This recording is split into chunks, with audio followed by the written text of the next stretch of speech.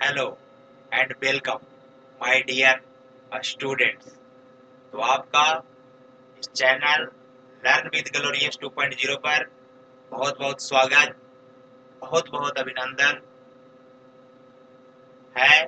आप इस चैनल पर क्लास 12th का जो BSCB बिहार बोर्ड है उसमें जो इंग्लिश वाला सेक्शंस है, उस इंग्लिश सेक्शंस को लेकर के एक नए तरीके से, एक नए सिरे से हम शुरुआत करने जा रहे हैं। और मैं आप लोगों से जब बात करूं तो after a long time I have come to in front of you due to a lot of reasons behind this. इसके पीछे बहुत सारे कारण है जी। जैसे बोले थे कि क्लास 12th का जब एग्जाम हो जाएगा तो उसके बाद जो हमारे स्टूडेंट 11th से 12th में मूव ऑन किए हैं तो उनके लिए बिल्कुल सिलसिलेवार तरीके से एक नए तरीके से शुरुआत करेंगे। और हर एक उस टॉपिक को जो आपसे एग्जाम के पॉइंट ऑफ व्यू से इम्पोर्टेंट है, रिलेटेड है, उन सारे टॉपिक को हम, अभी हमारे पास अलॉट ऑफ टाइम है, अभी तो हम लोग शुरुआत ही करने जा रहे हैं। तो हर एक टॉपिक को, हर एक वीडियो के थ्रू हम आपके जितने भी मिसकंसेप्शन हैं, उस मिसकंसेप्शन को, उस कंफ्यूजन को दूर करने का प्रयास करेंगे।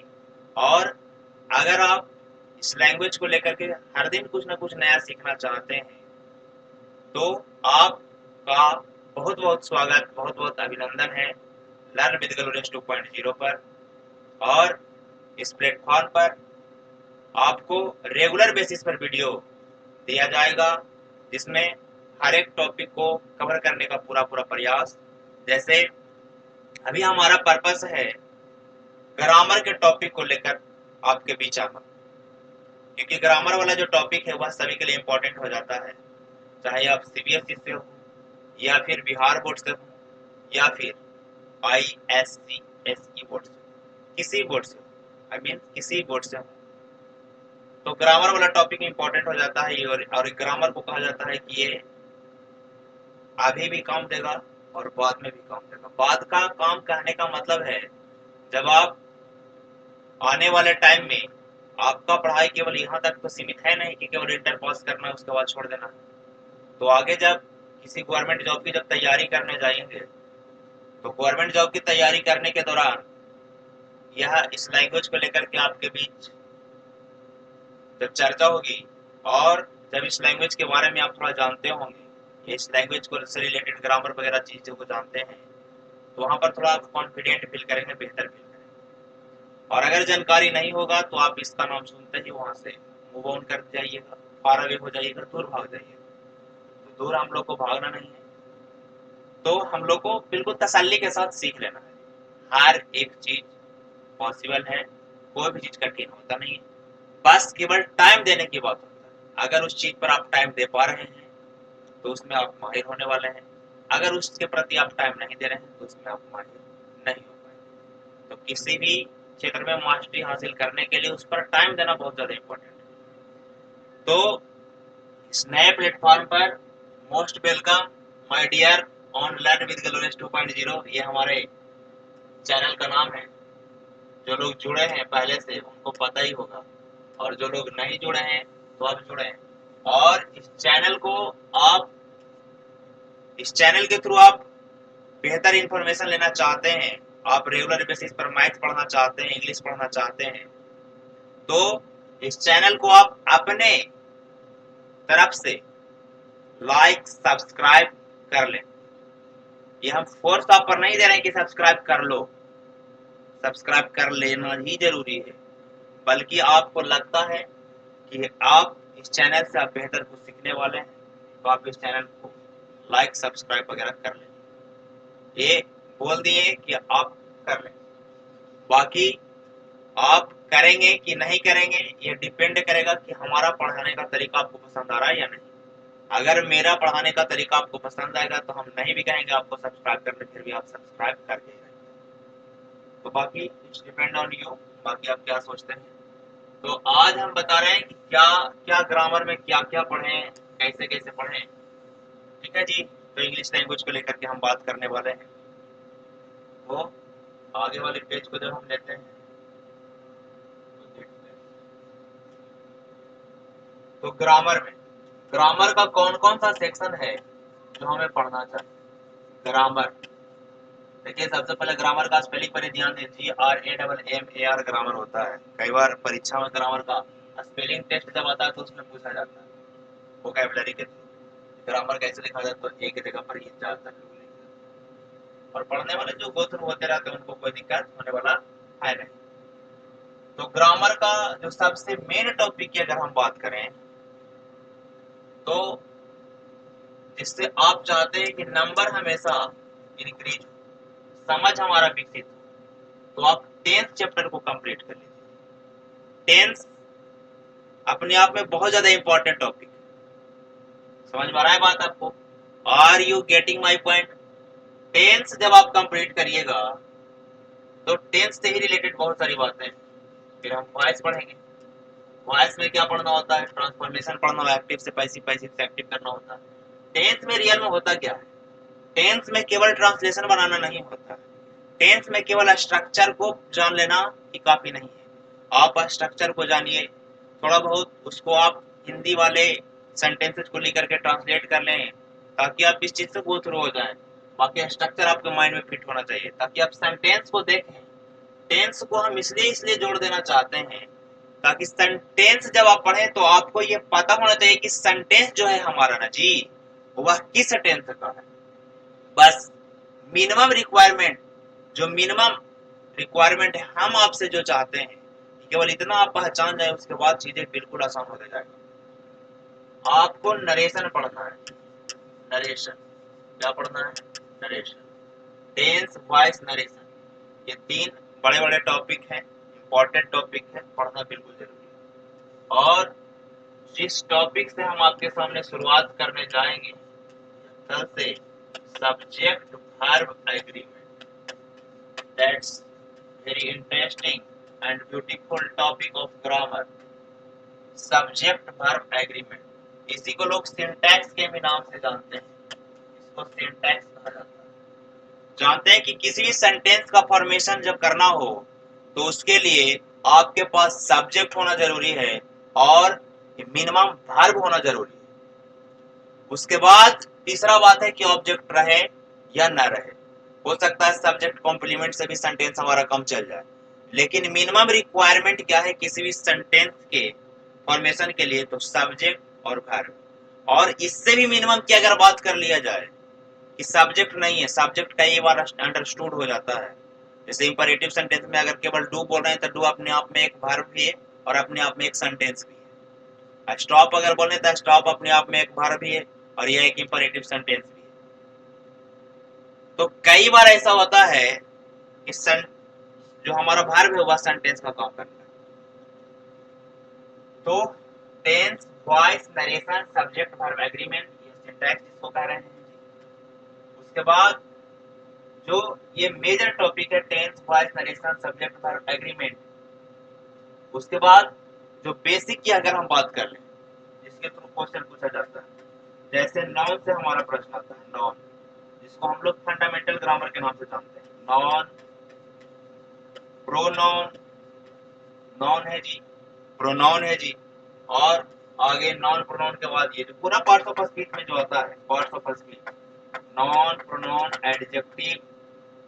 एडजेक्टिव के बाद अगर हम बात कर लें क्या होगा जी? एडवर्ब। और एडवर्ब के बाद अगर हम बात कर लें तो ये जो वर्ब आप देख रहे हैं, वर्ब, वर्ब हो गया, वर्ब, एडजेक्टिव, वर्ब, वर्ब।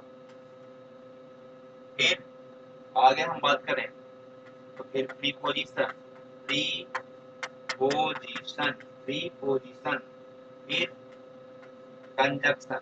देखिए कंजक्शन, कंजक्शन, और एक होता है इंटरजेक्शन, इंटरजेक्शन, इंटरजेक्शन। हर एक टॉपिक अपने आप में कुछ ना कुछ वैल्यू लेकर चल रहा है। 1 2 3 4 5 6 7 8। ये जो आप 8 देख रहे हैं, इसको हम लोग पार्ट्स ऑफ स्पीच के नाम से जानते हैं। किस नाम से जानते हैं जी? पार्ट्स ऑफ स्पीच के नाम से जानते हैं। ये स्पीच का पार्ट होता है, अर्थात किसी भी लैंग्वेज का ये पार्ट, ग्रामेटिकल पार्ट। कोई किसी भी सेंटेंस का जब फॉर्मेशन कर रहे हैं तो नाउन होगा, प्रोनाउन होगा, एडजेक्टिव होगा, वर्ब होगा, एडवर्ब होगा, प्रीपोजिशन होगा, कंजंक्शन, इंटरजेक्शन। इसके अलावा इंग्लिश में और भी कुछ है नहीं, ठीक है। और इसी के साथ जो हमारा परीक्षा पूछता है इधर,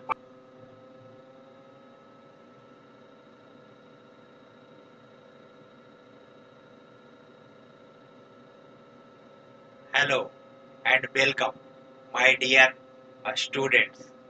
तो आपका इस चैनल लर्न विद ग्लोरियस 2.0 पर बहुत बहुत स्वागत, बहुत बहुत अभिनंदन है। आप इस चैनल पर क्लास 12th का जो PSCB बिहार बोर्ड है, उसमें जो इंग्लिश वाला सेक्शंस है, उस इंग्लिश सेक्शंस को लेकर के एक नए तरीके से, एक नए सिरे से हम शुरुआत करने जा रहे हैं। और मैं आप लोगों से जब बात करूं तो after a long time I have come to in front of you due to a lot of reasons behind this. इसके पीछे बहुत सारे कारण है जी। जैसे बोले थे कि क्लास 12th का जब एग्जाम हो जाएगा तो उसके बाद जो हमारे स्टूडेंट 11th से 12th में मूव ऑन किए हैं, तो उनके लिए बिल्कुल सिलसिलेवार तरीके से, एक नए तरीके से शुरुआत करेंगे।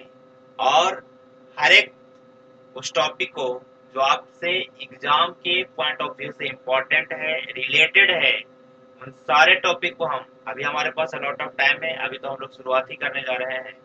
तो हर एक टॉपिक को, हर एक वीडियो के थ्रू हम आपके जितने भी मिसकंसेप्शंस हैं, उस मिसकंसेप्शंस को, उस कंफ्यूजन को दूर करने का प्रयास करेंगे।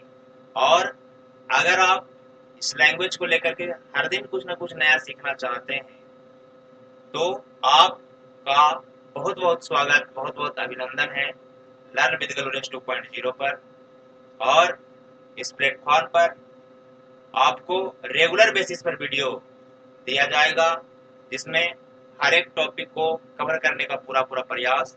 जैसे अभी हमारा पर्पस है ग्रामर के टॉपिक को लेकर आपके बीच आना, क्योंकि ग्रामर वाला जो टॉपिक है वह सभी के लिए इम्पोर्टेंट हो जाता है, चाहे आप CBSE से हो, या फिर बिहार बोर्ड से हो, या फिर ISCSE बोर्ड से, किसी बोर्ड से, आई मीन किसी बोर्ड से हो, तो ग्रामर वाला टॉपिक इम्पोर्टेंट हो जाता है। और ग्रामर को कहा जाता है कि ये अभी भी काम देगा और बाद में भी काम देगा। बाद का काम कहने का मतलब है जब आप आने वाले टाइम में, आपका पढ़ाई केवल यहाँ तक तो सीमित है नहीं कि केवल इंटर पास करना है उसके बाद छोड़ देना है। तो आगे जब किसी गवर्नमेंट जॉब की जब तैयारी करने जाएंगे तो गवर्नमेंट जॉब की तैयारी करने के दौरान यह इस लैंग्वेज को लेकर के आपके बीच जब चर्चा होगी, और जब इस लैंग्वेज के बारे में आप थोड़ा जानते होंगे, इस लैंग्वेज को से रिलेटेड ग्रामर वगैरह चीज़ों को जानते हैं, तो वहाँ पर थोड़ा आप कॉन्फिडेंट फील करेंगे, बेहतर फील करेंगे। और अगर जानकारी नहीं होगा तो आप इसका नाम सुनते ही वहाँ से मूव ऑन कर जाइएगा, फार अवे हो जाइएगा, दूर भाग जाइएगा।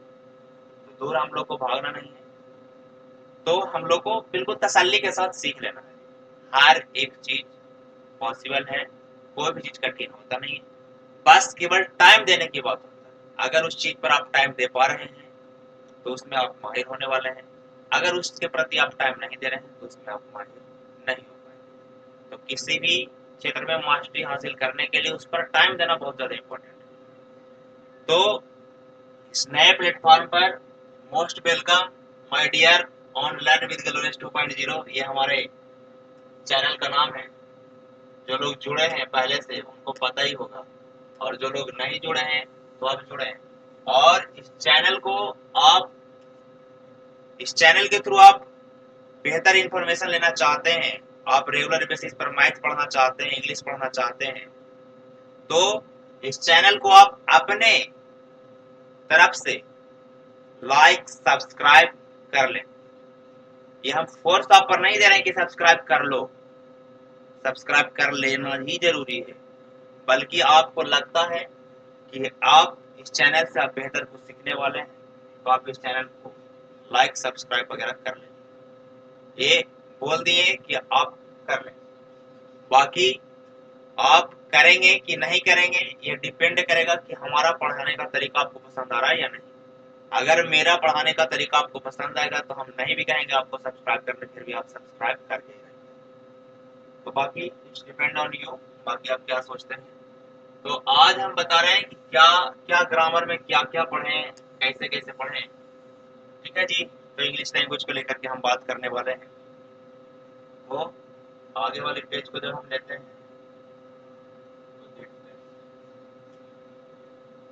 तो ग्रामर का कौन कौन सा सेक्शन है जो हमें पढ़ना चाहिए। ग्रामर देखिए, सबसे पहले ग्रामर का स्पेलिंग पर ध्यान दें, GRAMMAR ग्रामर होता है। कई बार परीक्षा में ग्रामर का स्पेलिंग टेस्ट जब आता है तो उसमें पूछा जाता है वोकैबुलरी के थ्रू ग्रामर कैसे लिखा जाए, तो एक जगह पर ही ज्यादातर लोग लिखते हैं और पढ़ने वाले जो गो थ्रू होते रहते हैं उनको कोई दिक्कत होने वाला है नहीं। तो ग्रामर का जो सबसे मेन टॉपिक की अगर हम बात करें, तो जिससे आप चाहते हैं कि नंबर हमेशा इंक्रीज हो, समझ हमारा विकसित हो, तो आप 10th चैप्टर को कंप्लीट कर लीजिए। 10th अपने आप में बहुत ज्यादा इंपॉर्टेंट टॉपिक है। समझ में आ रहा है बात आपको? Are you getting my point? 10th जब आप कंप्लीट करिएगा तो 10th से ही रिलेटेड बहुत सारी बातें। फिर हम वॉइस पढ़ेंगे। वॉइस में क्या पढ़ना होता है? ट्रांसफॉर्मेशन पढ़ना होता है, एक्टिव से पैसिव, पैसिव से एक्टिव करना होता है। 10th में रियल में होता क्या है? 10th में केवल ट्रांसलेशन बनाना नहीं होता। 10th में केवल स्ट्रक्चर को जान लेना ही काफी नहीं है। आप स्ट्रक्चर को जानिए, थोड़ा बहुत उसको आप हिंदी वाले सेंटेंसेस को लेकर के ट्रांसलेट कर लें, ताकि आप इस चीज से गो थ्रू हो जाएं। बाकी स्ट्रक्चर आपके माइंड में फिट होना चाहिए, ताकि आप सेंटेंस को देखें। टेंस को हम इसलिए जोड़ देना चाहते हैं ताकि सेंटेंस जब आप पढ़ें तो आपको ये पता होना चाहिए कि सेंटेंस जो है हमारा ना जी, वह किस टेंस का है। बस मिनिमम रिक्वायरमेंट, जो मिनिमम रिक्वायरमेंट है हम आपसे जो चाहते हैं, केवल इतना आप पहचान जाए, उसके बाद चीजें बिल्कुल आसान हो जाएगा। आपको नरेशन पढ़ना है। नरेशन क्या पढ़ना है? नरेशन, टेंस, वॉइस, नरेशन, ये 3 बड़े बड़े टॉपिक हैं, इंपॉर्टेंट टॉपिक है, पढ़ना बिल्कुल जरूरी है। और जिस टॉपिक से हम आपके सामने शुरुआत करने जाएंगे कल से, subject verb agreement, that's very interesting and beautiful topic of grammar. Subject verb agreement, इसी को लोग सिंटैक्स के भी नाम से जानते हैं, इसको सिंटैक्स कहा जाता है। जानते हैं कि किसी भी सेंटेंस का फॉर्मेशन जब करना हो तो उसके लिए आपके पास सब्जेक्ट होना जरूरी है और मिनिमम वर्ब होना जरूरी है। उसके बाद तीसरा बात है कि ऑब्जेक्ट रहे या न रहे। हो सकता है सब्जेक्ट कॉम्प्लीमेंट से भी सेंटेंस हमारा कम चल जाए, लेकिन मिनिमम रिक्वायरमेंट क्या है किसी भी सेंटेंस के फॉर्मेशन के लिए? तो सब्जेक्ट और वर्ब। और इससे भी मिनिमम की अगर बात कर लिया जाए कि सब्जेक्ट नहीं है, सब्जेक्ट कई बार अंडरस्टूड हो जाता है। जैसे इंपरेटिव सेंटेंस में अगर केवल डू बोल रहे हैं तो डू अपने आप में एक वर्ब भी है और अपने आप में एक सेंटेंस भी है। स्टॉप अगर बोल रहे हैं तो स्टॉप अपने आप में एक वर्ब भी है और यह एक इंपरेटिव सेंटेंस भी है। तो कई बार ऐसा होता है कि जो हमारा वर्ब है वह सेंटेंस का काम करता है। तो tense, voice, narration, subject verb agreement, ये सिंटैक्स इसको कह रहे हैं।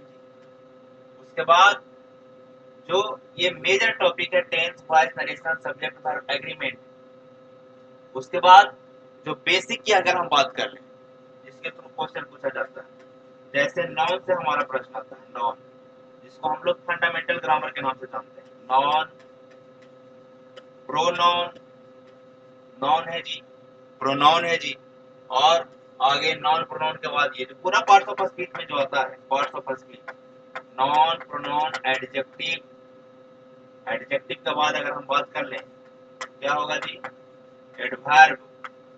और एडवर्ब के बाद अगर हम बात कर लें तो ये जो वर्ब आप देख रहे हैं, वर्ब, वर्ब हो गया, verb, adjective, verb, verb.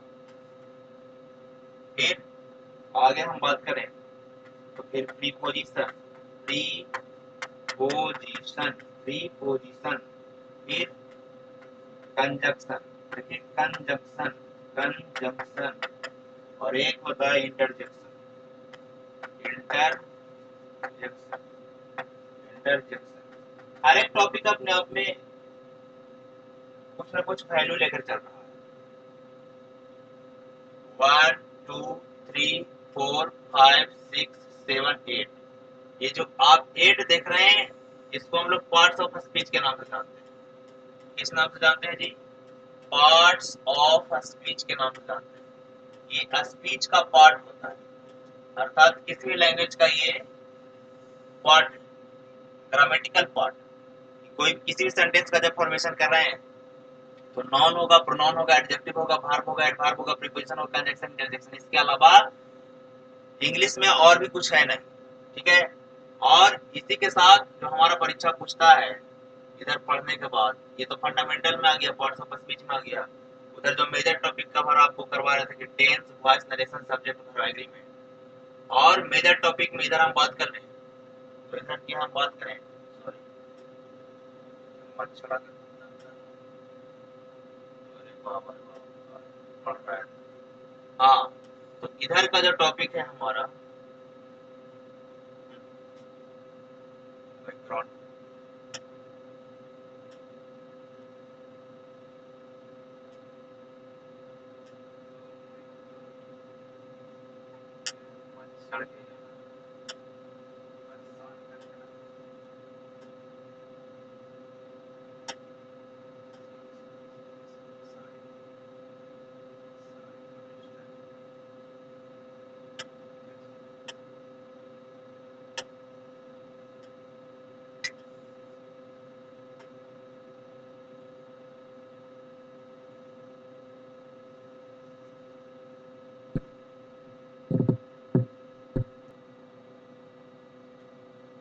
Sorry for disturbance.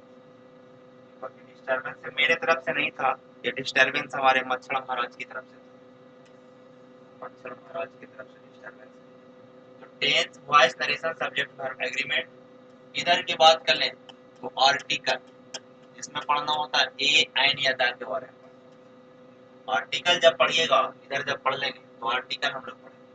Article या इसी को डिटरमिनर्स का, डिटरमिनर्स में आपको कुछ पूछेगा, डिटरमिनर्स में पूछेगा कहाँ एनी का इस्तेमाल करना है, कहाँ सम का इस्तेमाल करना है, कहाँ मेनी का इस्तेमाल करना है, कहाँ मच का इस्तेमाल करना है। ये आर्टिकल या फिर एडजेक्टिव के थ्रू हम लोग पढ़ लेंगे डिटरमिनर्स।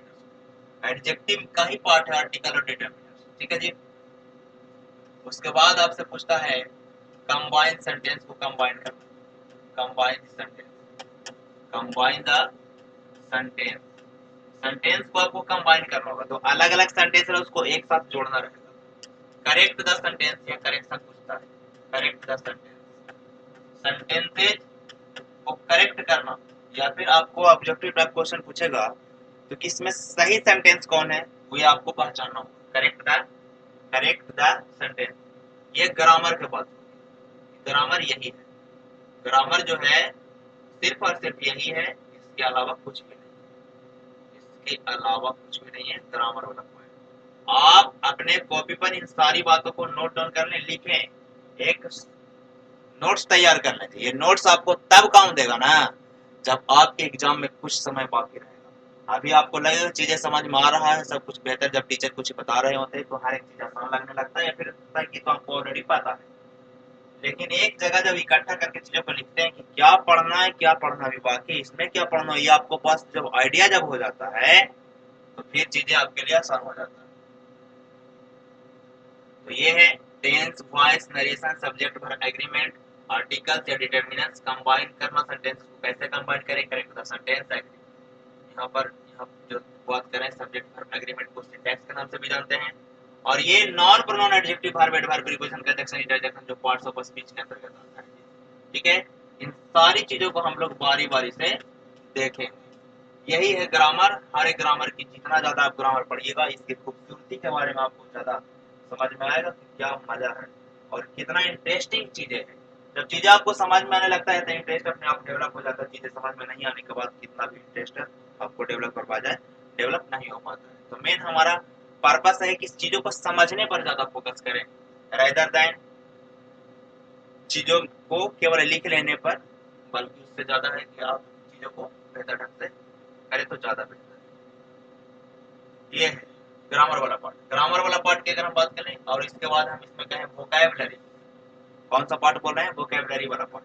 इधर करें side vocabulary. Vocabulary part, vocabulary.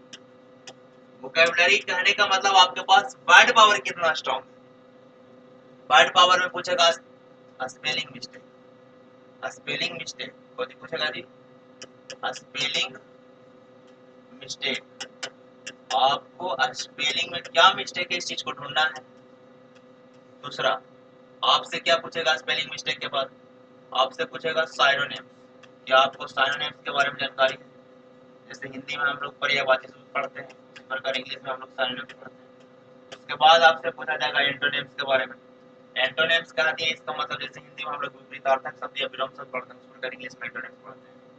फिर पढ़ते हैं हम लोग idioms and phrase. Idioms and phrase, idioms and phrase जिस प्रकार हिंदी में हम लोग लोकोक्ति और मुहावरा पढ़ते हैं। चौथा नंबर की बात कर ले हम, चौथा नंबर की अगर चौथा नंबर की अगर हम बात कर लें तो इडियम्स फ्रेज के बाद पूछता है one word substitution. One word substitution, substitution अर्थात अनेक शब्दों के बदले एक शब्द। जैसे हम लोग हिंदी में पढ़ते हैं जस्ट लाइक, यह भी एक लैंग्वेज है। जैसे हिंदी हमारे पास भाषा है, उसी प्रकार इंग्लिश भी एक प्रकार का भाषा है। बस जिस चीज को लेकर के बहुत ज्यादा कोई जो है क्यूरियोसिटी रखते हैं कि हमें सीखना है, और कुछ लोग जो है इससे घिरना भी करते हैं, ये अपना लैंग्वेज है कि नहीं, फॉरेन लैंग्वेज है, क्यों सीखना। क्यों सीखना से बात नहीं है, आपको नफरत करने से कुछ नहीं होगा। आने वाला टाइम इसी का है। तो रियलिटी इस बात को आप समझे, इस चीज को आप छोड़ नहीं सकते। हिंदी वाले जब न्यूज़पेपर पढ़ते हैं तो उसमें भी इंग्लिश के बहुत सारे शब्द आपको देखने को मिलेंगे, और ऐसा कोई बात है नहीं कि इंग्लिश पढ़ने वाला हिंदी। तो लैंग्वेज को लेकर के बैरियर आपके मन में नहीं होना चाहिए। बाकी आप इस बात को महसूस कर पा रहे हैं कि मच्छर में ज्यादातर, ठीक है जी। वन वर्ड सब्स्टिट्यूशन है, इडियम्स फ्रेज है, एंटोनिम है, सिनोनिम्स है, स्पेलिंग मिस्टेक है। इन सारी चीजों को हम लोग जो है वोकैबुलरी वाला पार्ट में, अर्थात वर्ड पावर के अनुसार, जितना ज्यादा वर्ड पावर आपके पास स्ट्रांग हो उतना ज्यादा हम चीजों को कर पाए। वन वर्ड सब्स्टिट्यूशन है, सिनोनिम्स है, एंटोनिम है, इडियम्स फ्रेज है, स्पेलिंग मिस्टेक है। तो 1 2 3 4 और 5। और ये देखिए हर एक चीज को आप ऐसा नहीं, हर एक चीज को डेली बेसिस पर थोड़ा थोड़ा करते रहे। 5 गो स्पेलिंग मिस्टेक कर लीजिए, 5 गो सिनोनिम्स याद कर लीजिए, 5 गो एंटोनिम याद कर लीजिए, 5 गो इडियम्स फ्रेज याद कर लीजिए, 5 गो वन वर्ड सब्स्टिट्यूशन याद कर लीजिए। या फिर 5 करने का मतलब 25 इधर से ही हो रहा है, आपको ज्यादा तकलीफ है तो 3 याद करिए, 3 5 15 याद करिए। ठीक है, 2 ही याद करिए, 2 5 10 याद करिए। ऐसा करने से होगा क्या? अगर रेगुलर बेसिस पर ऐसे छोटा छोटा ही करते हैं, 2 ही करते हैं, 3 ही करते हैं, तो इससे क्या होगा कि चीजें आपको ज्यादा टाइम तक, लॉन्ग टाइम तक याद भी रहेगा और आपके लिए चीजें आसान भी हो जाएगा। नहीं तो एक ही दिन उठे एकदम मार लें कि सिनोनिम्स पूरा याद कर लेना, आज 200 सिनोनिम्स, कोई बात नहीं, याद करिए, फिर नेक्स्ट डे जय श्री राम हो जाएगा। इडियम्स फ्रेज याद करने के लिए बैठे तब फिर आपको मन चकराना शुरू कर देगा कि ओ माय गॉड, इसका मतलब ये, इसका मतलब ये। तो एक ही दिन में है नहीं। आप किसी भी लैंग्वेज को धीरे धीरे ग्रेजुअली जब गेन करते हैं तो वो ज्यादा टाइम तक आपके पास स्टे रहता है। तो आप स्टे करना चाहते हैं इस लैंग्वेज को, तो आपको धीरे धीरे चीजों को सीखना होगा। डेली स्पेलिंग, साइनो, एंटो डेली करना, डेली 2 ही करिए, 1 ही करिए, लेकिन करिए डेली। ये नहीं कि नमाज पर इसको करना। और इधर वाला पार्ट क्या है? ये सारा पार्ट प्रैक्टिस का है। ये चीजों को एक बार जब पढ़ाए टेंस, उस चीज को आप प्रैक्टिस करते रहे, ना कि टेंस पढ़ने फिर छोड़ दिए, कॉपी रख के अनवारी पर फिर लाभी लगा कर रख दी। ऐसा नहीं करना है। वॉइस पढ़ने तो वॉइस पढ़ने के बाद कॉपी जो है उसको साइड में रख दें। अब जब वॉइस जब टीचर क्लास में किसी भी टॉपिक को एक ही बार पढ़ाएंगे, आपको स्टूडेंट्स एज ए स्टूडेंट्स आपको रिवाइज करना है ना। जब कोई भी क्लास में टीचर पढ़ा दें तो आपका यह कर्तव्य है कि उस चीज को रिवाइज करें। हाँ, रिवाइज करने के दौरान कई बार हो सकता है कि कहीं पर कंफ्यूजन आपके मन में आ जाए, तो आप उस कंफ्यूजन को सर के सामने रखें, टीचर के सामने रखें कि हम कल जो है वॉइस पढ़ रहे थे या फिर टेंस जब आप पढ़ाए थे तो हम टेंस पढ़ रहे थे, टेंस के दौरान हमारे मन में एक डाउट आया, कहाँ हैव का यूज करें, कहाँ एज का, सिंस या फॉर का इस्तेमाल में थोड़ा सा हम मिस्टेक कर रहे हैं, तो उस समय टीचर आपको हेल्प करेंगे। चलिए कोई बात नहीं, चाहे हो सकता है सिंस और फॉर का इस्तेमाल आप जानते हैं, लेकिन एक ऐसा सेंटेंस जहाँ पर आपके अनुसार होना चाहिए था फॉर लेकिन हो रहा है सिंस, और वहाँ पर आपके मन में मिसकंसेप्शन या फिर जो है कंफ्यूजन हो सकता है, यहाँ पर तो फॉर होना चाहिए था सिंस क्यों है, यहाँ पर तो हैव होना चाहिए तो हैज क्यों है। तो छोटा छोटा जो भी प्रश्न है आप जब तक पढ़िएगा नहीं, जब तक आपके मन में किसी प्रकार का जो है कोई भी डाउट नहीं आएगा। पढ़ने वाले बच्चे के मन में ही डाउट आता है, इस बात को तो श्योर मान। जिसको नहीं पढ़ना है उसको कौन दिक्कत नहीं, क्या खत्म हुआ, कितना खत्म हुआ। अक्सर हम क्लास में भी देखते हैं कि वही बच्चा सबसे ज्यादा चिंतित रहते हैं जो पढ़ने में ठीक ठाक है। उन्हीं को लगता है कि कौन याद करना है, कौन छोड़ना है, क्या नहीं। और जिसको कुछ मतलब नहीं है उसको तो आप लिखाइए तभी सही, नहीं लिखाइए तभी सही, करिए तभी सही, वो करिए तभी सही, तो सब में सही सही सही है। ठीक है जी। तो इस बात को आपको समझना होगा, और इस चीज को जब कोई भी टीचर एक चीज को टॉपिक को पढ़ा दें तो उसका आप रिवीजन करते रहें, और हर एक टॉपिक को आपको बड़ा ही खूबसूरती और एक नए तरीके से पढ़ाने का प्रयास किया जाएगा। बाकी आप समझ पा ही रहे होंगे अगर पढ़े होंगे पहले कि समझाने पर हम ज्यादा फोकस करवाते हैं, कि चीजें जब समझ में आ जाती है तो प्रैक्टिस के लिए 1 2 3 करने की आवश्यकता नहीं है। अगर आपको प्रैक्टिस आपका जो कंसेप्ट क्लियर हो जाएगा ना जी, तो 3 प्रश्न की जगह पर आप 30 प्रश्न भी आसान से बना सकते हैं। लेकिन अगर कंसेप्ट क्लियर नहीं है, केवल चीजों को रट रहे हैं, तो हो सकता है कि 30 को आप इतना स्पीड में बनाए, इतना स्पीड में बनाए कि जितना स्पीड में आपके क्लास में कोई नहीं बना सकता। लेकिन जैसे ही 31वां नंबर का प्रश्न डालेंगे आपके बीच, कुछ नया प्रश्न लाएंगे, तो आप तुरंत जो है स्टक हो जाएगा, रुक जाइएगा। तो हमें रुकना नहीं है, चीजों को समझ लेना है कि 3 क्या, 3000 क्या, 3 लाख के कितनों प्रश्न जब हमारे पास आए तो हम बनाने में सक्षम हो जाए। ठीक है जी। तो ये ग्रामर वाला सेक्शन था, ये वोकैबुलरी वाला सेक्शन था। बता ही दिया स्पेलिंग टेस्ट या स्पेलिंग मिस्टेक में क्या जानना चाहता है, सामने में आपको उससे क्या जानना है, एंडोज जानना चाहते हैं, फ्रेज जानना चाहते हैं, वन वर्ड सब्स्टिट्यूशन में क्या जानना चाहता है। आगे की अगर बात कर लेंगे, अगर आप क्लास 12 के हैं, बिहार बोर्ड से हैं, तो आगे हमारे पास जो टेक्स्ट बुक पढ़ना होता है पूरे साल भर के दौरान, वह टेक्स्ट बुक है हमारा रेनबो पार्ट 2 करके। और रेनबो पार्ट 2 में दो चीज है, एक है प्रोज सेक्शन और एक तरफ है पोएट्री सेक्शन। प्रोज सेक्शन में टोटल 11 चैप्टर पढ़ना है क्लास 12 के बिहार बोर्ड में, और पोएट्री सेक्शन में टोटल 10। ये 11 है क्या प्रोज सेक्शन में? तो पहला है जी इंडियन सिविलाइजेशन एंड कल्चर। आप इस चीज को लिख लिख कर याद कर ले, ये बहुत ज्यादा शॉर्ट वे में आप ज्यादा नंबर गेन करना चाहते हैं तो ये आपके लिए बहुत important. Indian civilisation and culture, ये आपके क्लास 12 के बुक का पहला चैप्टर है बिहार बोर्ड से। इस चीज को समझे, इंडियन सिविलाइजेशन एंड कल्चर। और ये किस प्रकार का प्रोज सेक्शन है जी? तो यह ऐसे है, ऐसे। और इनको लिखा कौन है, या ऐसे कौन लिखे हैं? तो हमारे प्रिय महात्मा गांधी, महात्मा गांधी के द्वारा लिखा गया है। सेकेंड चैप्टर जो है वह है Bharat is my home. Bharat is my home, यह स्पीच है जी। और यह स्पीच दिया किनके द्वारा किया गया है, किनके द्वारा डिलीवर किया गया है? तो डॉक्टर जाकिर हुसैन। डॉक्टर जाकिर हुसैन जब थर्ड प्रेसिडेंट ऑफ इंडिया बने थे, उस समय जो है यह स्पीच दिए थे। भारत को अपना घर बता रहे थे और यहाँ के लोगों को अपना फैमिली मेंबर बता रहे थे। तीसरा जो चैप्टर है वह है ए pinch of snuff.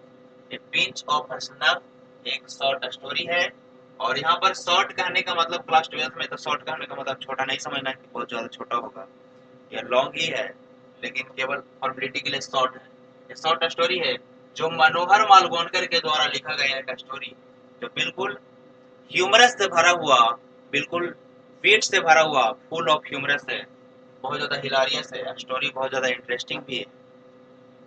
I have a dream, यह भी एक स्पीच है जी, चौथा नंबर चैप्टर। जो मार्टिन लूथर किंग जूनियर के द्वारा दिया गया स्पीच है America. Martin Luther king junior, जिनको ब्लैक गांधी भी कहा जाता है, सॉरी ब्लैक गांधी कहा जाता है या अमेरिकन गांधी के नाम से भी जाना जाता है। आइडियाज, 5वां नंबर जो चैप्टर है वह है ideas that have helped Mankind. यह किस प्रकार का प्रोज सेक्शन है, तो इस बात का इंपॉर्टेंट है, याद रखिए ए से है, बर्ट्रैंड रसेल के द्वारा लिखा गया है। एक हमारा क्रिकेटर थे आंद्रे रसेल, तो ये हमारे जो लेखक हैं वह हैं Bertrand Russell author. Chapter number 6 में जो पढ़ना है द आर्टिस्ट। एक आर्टिस्ट जो है, एक कलाकार के बारे पर लिखा गया है एक स्टोरी, कि किस प्रकार ये जो एडल्ट वर्ल्ड है, यह जो एडल्ट दुनिया है, वह किस प्रकार किसी बच्चे के अंदर पनप रहे आर्टिस्ट को मार देता है।